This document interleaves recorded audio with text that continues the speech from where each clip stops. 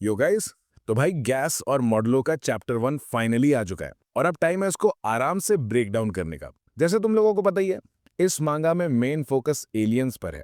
शुरुआत में हमें रिवील होता है कि एलियंस का एक बड़ा ग्रुप है, ऑलमोस्ट 500 से भी ज्यादा, और उन्हें सिमोरियंस कहा जाता है। ये लोग अर्थ पर मौजूद हैं और इंटरेस्टिंग बात यह है कि ये भी सोर्सरर्स की तरह कर्स्ड एनर्जी यूज कर सकते हैं। अब थोड़ा स्टोरी के कैरेक्टर्स की तरफ आते हैं। यूटा ने शादी कर ली थी, लेकिन वो और उसकी वाइफ दोनों अब गुजर चुके हैं। उनकी कहानी उनके ग्रैंड किड्स पर शिफ्ट हो चुकी है। इसमें एक लड़की है जिसका नाम यूका है और एक लड़का है जिसका नाम सुरुगी है। यूका के पास यूटा की तरह बहुत स्ट्रॉन्ग कर्स्ड एनर्जी है, जबकि सुरुगी के पास बिल्कुल भी कर्स्ड एनर्जी नहीं है, ऑलमोस्ट जैसे माकी के पास नहीं थी। एलियन साइड में हमें एक कैरेक्टर इंट्रोड्यूस कराया गया है जिसका नाम मारू है। उसका एक ट्विन भी है, लेकिन उसका नाम अभी रिवील नहीं हुआ। चैप्टर की शुरुआत में एक एलियन ग्रुप दिखाया जाता है जिनका नाम क्लियर नहीं है।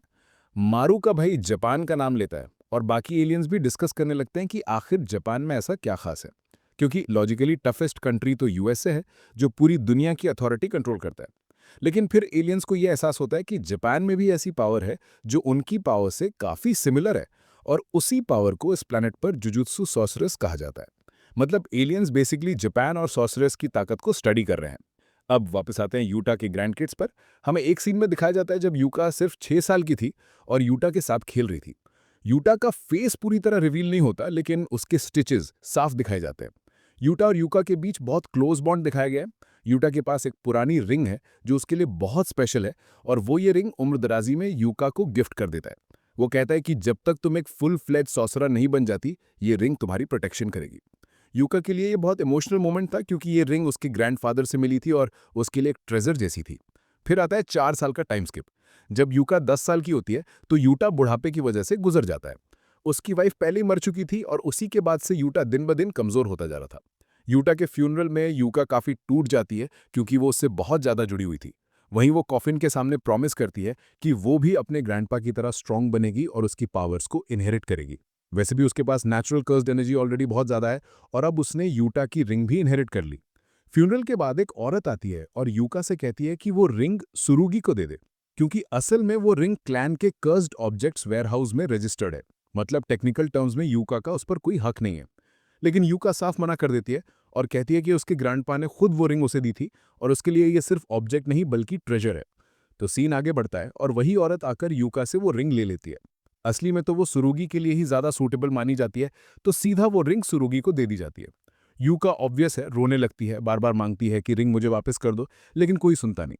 पहली बार हमें सुरुगी प्रॉपरली दिखाया जाता है, जो उस टाइम 11 साल का है।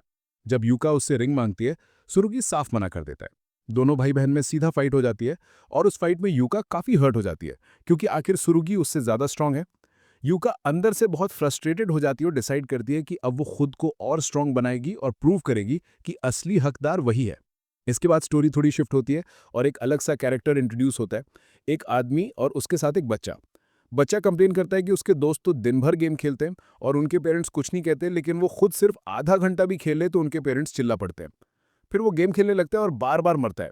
आदमी उससे पूछता है कि इतनी बार मरना क्या तुम्हें क्रूअल नहीं लगता? बच्चा बोलता है नहीं, ये तो नॉर्मल है। आदमी हंसते हुए कहता है कि अगर मरना नॉर्मल है, तो मैं अगर तुम्हें रियल लाइफ में ही मार दूं तो वो भी नॉर्मल होना चाहिए ना। तभी साफ हो जाता है कि ये आदमी बिल्कुल अच्छा इंसान नहीं है, बल्कि असली में ये बच्चों के किडनैपिंग रैकेट से जुड़ा हुआ है। वही किड इस आदमी के जरिए ट्रैप कर लिया जाता है। फिर आता है बड़ा जंप, ऑलमोस्ट 6 साल का टाइम स्किप। अब यूका 16 की हो चुकी है और सुरुगी 17 का। दोनों अब ज्यादा मैच्योर दिखाए जाते हैं। इनके साथ एक नया बंदा भी आता है जिसका नाम उस वक्त रिवील नहीं किया जाता, लेकिन बाद में पता चलता है कि वही मारू है। असल में मिशन दिया जाता है कि बहुत सारे जापानीज लोग गायब हो रहे हैं, खासकर बच्चे, और उन्हें किडनैप करके उनकी कर्स्ड एनर्जी रिसोर्सेज की तरह इस्तेमाल की जा रही है। ये सुन के यूका और सुरुगी को ऑर्डर मिलता है कि इस पूरे मामले को इन्वेस्टिगेट करो और पता लगाओ कि क्या चल रहा है। उस बंदे के जरिए ये भी पता चलता है कि कांटो में बच्चों का गायब होना अब ऑलमोस्ट डेली इशू बन चुका है, और इसके पीछे शायद सॉर्सरर्स का भी हाथ हो सकता है। अब यूका को जब पता चलता है कि मारू उनके साथ मिशन ज्वाइन करेगा, तो वो थोड़ी क्यूरियस हो जाती है। उसे लगता है कि शायद ये कोई अलग कंट्री का सॉर्सरर है। वो मारू को समझाने लगती है कि cursed energy basically emotional energy होती है, जो जापानीज लोगों में यूनिक है, और इसी वजह से जुजुत्सु सॉर्सरर्स ज्यादातर जापान से आते हैं। लेकिन मारू को तो बेसिक्स तक नहीं पता। सुरुगी इरिटेशन में कहता है कि ऐसे बंदे को हम मिशन में कैसे लेकर जाएं जैसे कर्स्ड यूजर्स के बारे में कुछ पता ही नहीं है। लेकिन ऑर्डर्स क्लियर हैं, मारू को उनके साथ जाना ही पड़ेगा। सुरुगी और यूका दोनों की आपस में पहले से ही नहीं बनती। ऊपर से मारू बार बार सवाल पूछता रहता है, जिससे टेंशन और बढ़ जाती है। सुरुगी साफ बोलता है कि वो मारू को साथ नहीं चाहता, लेकिन यूका इंसिस्ट करती है कि उसे साथ लेना पड़ेगा। वहीं रिवील होता है कि मारू यहाँ एक ऑफिशियल विजिट पे आया है और इस मिशन का हिस्सा बनेगा ही। अब देखना ये होगा कि ये तीनों इस किडनैपिंग केस और इसके पीछे के असली मास्टरमाइंड तक कैसे पहुंचते। तो आगे उनका काम कैसे चलता है। असल में मिशन शुरू होते ही मारू बोलता है कि वो देखना चाहता है तुम दोनों क्या कर सकते हो, पर अंदर से मारू का मन कुछ और ही सोच रहा होता है। वो ये भी चेक करना चाहता है कि अर्थ के जो सॉर्सरर्स हैं, उनका काम और उनकी पावर हमारी सिमोरियंस जैसी कितनी मिलती जुलती है, और क्या हम लोग यहाँ पीसफुली कोएग्जिस्ट कर सकते हैं या नहीं। तीनों मिलकर मिशन पर निकल पड़ते हैं। मारू बताता है कि कुछ हायर ऑफिशियल्स ने उस इलाके में इंटरफेयर करने से मना किया था, पर वो अभी भी ऑफिशियल विजिट पे है, तो उसे साथ भेजना पड़ा। यूक और सुरुगी उसे छोड़ के आगे निकल जाते हैं। मारू पीछे रह के थोड़ा अपसेट हो जाता है, जैसे किसी छोटे बच्चे की तरह बैठ के रोने लगे। यूका उसे देखकर आती है और कहती है, अरे यार छोटी छोटी बातों पे मत रो, ऐसा लग रहा है जैसे हम बुरे लोग हैं। फिर यूका मारू का मूड ठीक करने के लिए उसे ताकोयाकी खिलाती है और बातों की शुरुआत हो जाती है। बातों बातों में पता चलता है कि मारू यहाँ के लोगों और उनकी कर्स्ड एनर्जी के बारे में जानने आया है। कैसे ये एनर्जी वर्क करती है और क्या ये हमारे पावर्स से मैच करती है। यूका मारू से बताती है कि उसका भाई सुर्गी और वो एक्सटर्नली एक जैसे दिख सकते हैं, पर अंदर से दोनों बिल्कुल अलग हैं। उनकी थिंकिंग, काम करने का तरीका, एम्बिशन सब अलग। यूका बताती है कि उस रिंग का जो मामला है, वो उसके ग्रैंडपा ने उसे दिया था और रिंग अब सुर्गी के पास है। सुर्गी उसे पहनकर नहीं रखता, बस नेकलेस की तरह रखता है। मतलब वो उस रिंग को ओपनली फ्लॉन्ट भी नहीं करता, पर उसके पास होने की वजह से लोगों की परसेप्शन अलग है। यूका कहती है वो बहुत मेहनत करेगी और स्ट्रांग बनेगी ताकि वो प्रूव कर सके कि रिंग की असली हकदार वही है। मारू सुनकर समझता है कि अगर ये दोनों साथ मिलकर काम करें और मिशन कंप्लीट करें तो सारी क्रेडिट यूका के नाम जा सकती है।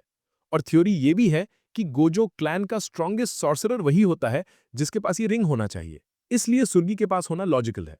मारू एक प्लान सजेस्ट करता है। वो इंस्पेक्टर है, लेकिन अपनी पावर्स ओपनली यूज नहीं करेगा ताकि ऑफिशियली उसका योगदान ट्रेस न हो। यूका इससे खुश होती है और दोनों मिलकर इन्वेस्टिगेशन शुरू करते हैं।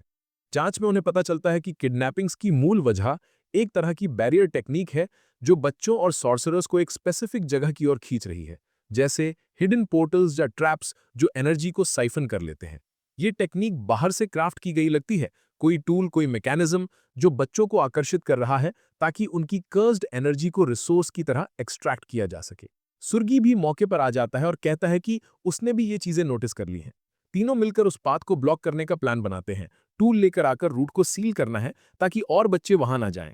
सुर्गी टूल लेना जाता है और यूका मारू साथ रहकर स्ट्रैटेजी डिस्कस करते हैं। मारू अचानक यूका से सॉरी बोलता है क्योंकि उसका जो एक्चुअल इंटेंशन था वो ये चाहता था कि यूका ही सारी क्रेडिट ले और इन भी उसे मिले। पर यूका उसे कहती है कि इतनी उदासी की बात नहीं है, ये सब ईगो की रेस है ही नहीं। मारू फिर खुलकर बताता है कि उसकी भी एक सिबलिंग है, उसका ट्विन, और उनकी जो रिलेशनशिप है वो भी यूका सुर्गी जैसी टेंशन वाली है। उसका ट्विन उसे पसंद नहीं करता, दोनों में भी इंटरनल फ्रिक्शन है। तो कहानी यहीं से और कॉम्प्लेक्स होने लगती है। मिशन, हिडन मोटिव्स और इंटरपर्सनल टेंशंस। मारू इंस्पेक्टर है, पर उसके अंदर भी पर्सनल मोटिव्स हैं। यूका की एम्बिशन है, सुर्गी अपनी मेहनत से प्रूव करना चाहता है, और बीच में वो रिंग जो सिर्फ ज्यादातर लोग देखकर जज करते हैं, सच में किसके लिए जरूरी है, ये सब आगे खुलकर दिखेगा। मारू का भाई हमेशा बहुत सीरियस रहता है और मारू थोड़ा क्लमजी, थोड़ा इमोशनल, इसलिए उनके बीच केमिस्ट्री ही नहीं बनती। मारू खुद भी कहता है कि उसे चोट पहुंचती है कि वो दोनों एक दूसरे को समझ नहीं पाते, इंटरैक्शन कम है, और ये पैटर्न उनके साथ चलता रहेगा, ये सोचकर उसका दिल भारी हो जाता है। मारू नहीं चाहता कि वैसे ही यूका और सुर्गी की रिलेशन भी टूटे। वो चाहता है कि ये लोग टूटे नहीं, पर यूका बस अपनी रिंग चाहती है और कहती है कि भाई के साथ जो हो उससे उसे फर्क नहीं पड़ता, बस रिंग चाहिए। तभी सुर्गी आते हैं कीप आउट टैग लेकर ताकि रास्ता ब्लॉक कर सकें। लोकेशन मिल चुकी है, काम सिंपल है, रिपोर्ट करना और बाकी जो करना है वो लोग संभालेंगे। सब टेप कर देते हैं, समझते हैं काम खत्म, पर तभी एक बच्चा भागता हुआ आता है। रोका जाता है पर बहुत देर हो चुकी होती है। एक मैसिव हाथ निकलता है और बच्चे को उठा ले जाता है। सब चीख पुकार करते रह जाते हैं शॉक में। वही बैरियर टेक्निक है जो जापान में बच्चों को किडनैप कर रही है, और अब ये लोग आंखों से विटनेस कर लेते हैं कि एक बच्चा लिटरली गायब हो चुका। इस घटना के बाद सुर्गी को समझ आता है कि ये बैरियर टेक्निक किसी टॉप टियर कर्स यूजर की है। वो अपना कटाना लेता है, तैयार हो जाता है और कहता है कि वो अंदर जाएगा और यूका मारू को बस पास के एरिया में जाके रिपोर्ट करने को बोलता है। यूका चाहती थी अकेले ही जाना, लेकिन सुर्गी कहता है कि वो सबसे स्ट्रांग है, इसलिए उसे जाना चाहिए। यूका उसे अकेले नहीं जाने देती, खड़ी हो जाती है। फिर वही बड़ा हाथ आता है और सुर्गी को उठा ले जाता है। यूका शॉक में रह जाती है क्योंकि वो सुर्गी को वहां जाते हुए देख रही थी, और फिर अचानक वो गायब हो गया। कटाना वहीं छूट जाता है। यहाँ ट्विस्ट ये है कि बैरियर टेक्निक सिर्फ उन लोगों को टारगेट नहीं कर रही थी जो ज्यादा कर्स्ड एनर्जी रखते हैं। बल्कि किसी ऐसे को टारगेट कर रही थी जिसके पास कर्स्ड एनर्जी नहीं है, पर जो एक कर्स्ड टूल यूज करता है। सुर्गी खुद नेचुरल कर्स्ड एनर्जी से खाली है, ठीक वैसे ही जैसे हमारी माँ की दादी थी। पर उसके पास जो कटलरी या वेपन था, वो कर्स्ड टूल था, उसका कटाना। बैरियर ने शायद उसे उस वजह से टारगेट किया, या यूं कहो कि टारगेट उस टूल के कैरियर को कर रहा था। मारू कंफ्यूज रहा कि सुर्गी भी तो एक सॉर्सरर है, पर यूका समझाती है कि सुर्गी टेक्निकली कर्स्ड एनर्जी यूजर नहीं है, वो टूल यूजर है। यूका तब कहती है कि अब ये यूजलेस है, चलो वापस रिपोर्ट कर देते हैं। मारू बोलता है कि नहीं, हमें सुर्गी को बचाना चाहिए। यूका कहती है कि वो नहीं जाएगी, किसी और को आ जाएगा और उसे बचा लेगा। वो डिटैच रहने की कोशिश कर रही थी, उनकी बॉन्डिंग दिखाने वाली बात नहीं है। मारू चिल्ला के बोलता है कि अगर तुम अभी वेट करके बस रिपोर्ट कर दोगे और वही चांस मिस कर दोगे, तो अगर किडनैपर्स ने तुम्हारे भाई को मार दिया तो तुम विसियू लाइफ रिग्रेट करोगे। वो कहता तुम और सुर्गी भले ही फाइट करो, जितना भी अलग रहो, आखिर वो तुम्हारा ही सिबलिंग है। ये सुनकर यूका जाग जाती है और डिसाइड कर लेती है कि वो सुर्गी को भी बचाएगी। अगला सीन वो हाइडआउट है जहां उन लोगों ने बच्चों को कैप्चर करके रखा हुआ है, एक ह्यूमन ट्रैफिकिंग का सेंटर। वहां सुर्गी की बातचीत किडनैपर्स से होती दिखती है। किडनैपर्स कहते हैं कि वे इस रैकेट को छोड़ना चाहते हैं, काम बहुत हो चुका, सब बुरा हो गया, पर सिचुएशन इतना सिंपल नहीं है। बंदों का जो माइंडसेट दिखता है वो कन्फ्लिक्टेड है। कुछ कहते हैं कि पैसा और डिमांड बहुत है, कुछ कहते हैं कि गिल्ट आ रहा है। सुर्गी वहां अंदर हिम्मत दिखाता है, उसने खुद को काम रखा, कुछ प्रोबिंग क्वेश्चंस पूछता है, और वैसे भी उसकी पूरी पर्सनैलिटी में एक शांति सी है, क्योंकि उसके पास कर्स्ड एनर्जी नहीं थी, पर उसकी प्रेजेंस कुछ अलग सा इफेक्ट डाल रही थी। फिर एक मोमेंट आता है जहां पता चलता है कि ट्रैफिकिंग वाले लोग बच्चों की कर्स्ड एनर्जी को एक्सट्रैक्ट करके बेच रहे हैं। बायर्स ऐसी एनर्जी खरीदते हैं जो सिर्फ जापानीज ब्लड लाइंस में थोड़ी यूनिक तरीके से मैनिफेस्ट होती है। मतलब मार्केट डिमांड इतनी पर्वस है कि लोग बच्चों को कैप्चर करके उनका एनर्जी रिसोर्स बना रहे हैं। यूका, मारू और बाकी टीम द्वारा की जा रही इन्वेस्टिगेशन और रेस्क्यू कोशिशों के बीच टेंशन और स्टेक्स बस ऊपर ही ऊपर घूमते हैं, क्योंकि अब साफ है कि ये सिर्फ लोकल क्राइम नहीं, बल्कि एक ऑर्गेनाइज्ड रिंग है जिसका टेक्नोलॉजी स्लैश कर्स टेक इतना एडवांस्ड है कि वो नॉर्मल सॉर्सरर्स के लिए भी ट्रिकी साबित होता है। और सबसे क्रूशियल बात, सुरुगी अकेला नहीं गया था, उसकी मेरी कटाना वहीं छूट गई थी, जो हिंट है कि टूल खुद भी किसी तरह टारगेटेड था। तो भाई आगे स्टोरी में अब मोमेंटम ये है, यूका ने अपना दिल बड़ा कर लिया है, मारू का पर्सनल मोटिव क्लियर हुआ, और सुरुगी के गुम होने के बाद ड्रामा, गिल्ट और अर्जेंसी सब हाई लेवल पर पहुंच जाते हैं। अब ये तीनों टीम इसके पीछे लगेंगे, रेस्क्यू, कॉन्फ्रंटेशन और वो बड़े रिवील जो शायद बताएंगे कौन इस ट्रैफिकिंग के पीछे मास्टरमाइंड है और क्यों सिर्फ जापानीज बच्चों की यूनिक कर्स्ट एनर्जी मार्केट में इतनी वैल्यू रखती है। तो सीन ऐसा है कि सुरुगी सामने खड़ा है और पूरी तरह कंफ्यूज्ड है। किडनैपर उसकी हालत देख के हंसता है और बोलता है, क्या सच में तुम्हें कुछ पता नहीं है? सुरुगी सीधा बोल पड़ता है, क्या मतलब, साफ साफ बोल। किडनैपर मुस्कुराता है और कहता है, एलियंस आ चुके हैं इस दुनिया में। सुरुगी पहले तो हंसता है, क्या मजाक कर रहा है बे, एलियन और ये सब कॉमेडी शो है क्या? लेकिन किडनैपर का चेहरा सीरियस रहता है। वो कहता है, दुर्भाग्य से मैं जो कह रहा हूं वो सच है। अब यहीं पर हमें थोड़ी हिस्ट्री ड्रॉप मिलती है। किडनैपर बोलता है, इंस्पेक्टर जनरल ने इस इंसिडेंट को एक ग्रेट इंसिडेंट डिक्लेयर किया है, सेम लेवल का जैसा 68 ईयर्स पहले रियोमन सुकुना का हमला था। सुरुगी सुन के शौक में, क्या रियोमन सुकुना? वो तो मॉन्स्टर था जिसने इन ह्यूमन मार्कियों में ग्राउंड जीरो बना दिया था।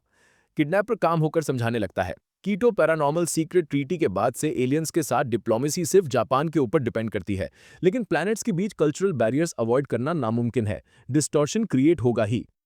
सुरोगी फिर पूछता है, तो तेरा मतलब आखिर है क्या? किडनैपर, तुम्हें तो 68 ईयर्स पहले हुए कलिंग गेम के बारे में पता होगा, जिसने ट्रीटी साइन करने पर मजबूर किया था। तब गोजो और यूजी इटडारू ने उसे रोका था, लेकिन आज के जापान में क्या उनके जैसा कोई एक्स्ट्रा ऑर्डिनरी सॉर्सरर है? वो आगे बोलता है, जब दुनिया को ये पता चल जाएगा कि सॉर्सरर्स कितने कमजोर हो चुके हैं, तो ये कर्स्ड एनर्जी का ब्लैक बिजनेस खत्म हो जाएगा, जापानी नागरिकों की वैल्यू गिर जाएगी, फिर पैसा कमाने का कोई रास्ता नहीं बचेगा। सुरुगी ध्यान से सुन रहा होता है।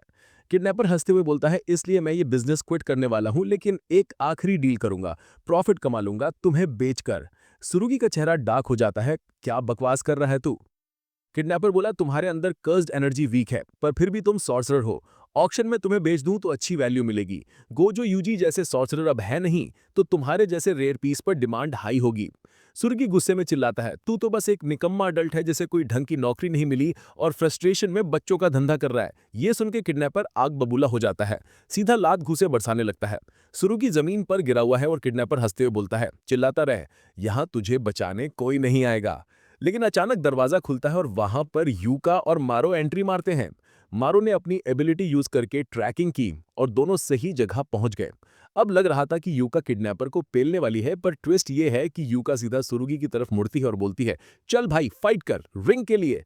दोनों भाई बहन में इंटेंस फाइट शुरू हो जाती है। यूका पूरी जान लगाती है पर फिर भी हार जाती है। रोते हुए चिल्लाती है, तू बहुत स्ट्रांग है, मैं तुझसे लड़ ही नहीं सकती। सीन कट होकर एक फ्लैशबैक आता है जिसमें सुरुगी की ट्रेनिंग दिखाई जाती है, कैसे वो बचपन से तगड़ी मेहनत कर रहा है जबकि यूका मोस्टली रिंग ऑब्सेशन में ही फंसी रही थी। तभी अचानक किडनैपर मौका देखकर यूका पर हमला करता है। सुर्गी उसे बचाने के लिए अपना कटाना उठाता है और जैसे ही वो ब्लेड खींचता है उससे एक जबरदस्त ऑरा फूटता है। वो चिल्लाता है, कर्स्ड फुल हानो यागी, और अनलीश करता है न्यू शैडो स्टाइल। उधर यूका भी हार मानने वाली नहीं थी। वो एक्टिवेट करती है shadow Joy style beating twist. दोनों भाई बहन का कंबाइंड अटैक ऐसा ब्लास्ट करता है कि किडनैपर वहीं गिरकर डाउन हो जाता है। फाइट के बाद सुरुगी अपनी बहन की तरफ देखता है और कहता है, तुम अब बहुत स्ट्रांग बन चुकी हो, मुझे और मेहनत करनी पड़ेगी ताकि एक दिन तुम्हें तुम्हारी रिंग वापस कर सकूं। यूका थोड़ी कंफ्यूज होकर हंस देती है, क्या क्या सच में तूने ये बोला? तो भाई सीन ऐसा खुलता है कि यूका शॉक्ड में है कि सुरुगी ने बोला, मैं स्ट्रांग बनूंगा और तुझे रिंग वापस दे दूंगा। वो सोचती है, how is that even possible? और तभी धड़ाम से एक फ्लैशबैक कट होता है। यहाँ हम देखते हैं सुरुगी और उसकी ट्रेनिंग सेशंस, और गेस व्हाट, उसकी ग्रैंडमा फिगर माँ की थी जो उसे बचपन से ट्रेन कर रही थी। वैसे जैसे यूका की कनेक्शन यूता से थी, वैसे ही सुरुगी की पूरी कनेक्शन माँ की से थी। अब फ्लैशबैक रिवील करता है कि जब यूता ने यूका को वो स्पेशल रिंग दी थी, उस मोमेंट को सुरुगी ने अपनी आंखों से देख लिया था। उस सीन से इंस्पायर्ड होकर सुरुगी भी माकी से डिमांड करने लगा, मुझे भी रिंग चाहिए। लेकिन माकी ने साफ कह दिया, ये जो रिंग है ना, ये एक प्रोटेक्टिव चार्म है, डेंजर से बचाने के लिए। तुझे इसकी जरूरत ही नहीं है, तू पहले से ही स्ट्रांग है। अब आयरनी ये है भाई कि बाद में वही औरत यूका की रिंग उससे लेकर सुरुगी को थमा देती है। बोली, ये गोजो क्लैन का डिसीजन है। लेकिन असली बात यह है कि सुरुगी को कभी उस रिंग की जरूरत नहीं थी, क्योंकि उसके लिए माकी की ट्रेनिंग ही काफी थी। वो बचपन से नॉनस्टॉप हार्डवर्क कर रहा था, खुद से सोचता था, मुझे किसी चाम किसी रिंग की जरूरत नहीं है, मैं इतना स्ट्रांग बन जाऊंगा कि लोग खुद बोलेंगे तो माकी का ग्रैंडसन है आफ्टर ऑल। तो भाई सुरुगी ने रिंग बस इसलिए रखी क्योंकि क्लान ने थमाई। अदरवाइज उसकी आइडियोलॉजी क्लियर है, hard work greater than charm. उसका पीओवी और यूका का पीओवी पूरी तरह अलग है, और यही उनकी रेवलरी का कोर है। अब वापस करंट टाइमलाइन में आते हैं। किडनैपर फुल पावर अनलीश करता है, बैरियर टेक्निक रेडी, और लिटरली पूरा रूम हिला रहा है। लेकिन तभी मारो अपना पट्टी हटाता है और रिवील करता है अपना थर्ड आई। ब्रो, उस मोमेंट में उसका आउरा ब्लास्ट हुआ, सुरुगी और यूका दोनों लिटरली फ्रीज कर गए। उनके चेहरे पर वही एक्सप्रेशन, ये क्या था अभी, फेस। और मजेदार ये कि मारो खुद भी शॉक में चला जाता है अपने ही पावर को देखकर, और वहीं चैप्टर खत्म होता है। अब मैं बोलूंगा स्ट्रेट अप, ये पहला चैप्टर सॉलिड था। मतलब पूरे 58 पेजेस और इतने सारे रेवलेशंस, हमें साफ दिखाया गया कि कैसे ये ग्रैंडसन्स यानी यूता और माकी के एक्चुअली उनके विल और लेगेसी को इनहेरिट कर रहे हैं। ये मांगा पढ़ते हुए बिल्कुल नया नहीं लगता, पूरा का पूरा वही जेजेके का वाइब देता है। मुझे पर्सनली लगा कि ये तो एकदम सही सेटअप है, आगे चैप्टर्स में यूजी और बाकी ग्रैंडसन्स दिखेंगे तो और मजा आएगा। तो भाई यही था मेरा टेक। अब कमेंट में तुम लोग बताओ इस मांगा के बारे में तुम्हारा क्या ओपिनियन है। वीडियो पसंद आया तो लाइक कर दो, चैनल पे नए हो तो सब्सक्राइब दबा देना। थैंक्स फॉर वॉचिंग, मिलते हैं अगले वीडियो में।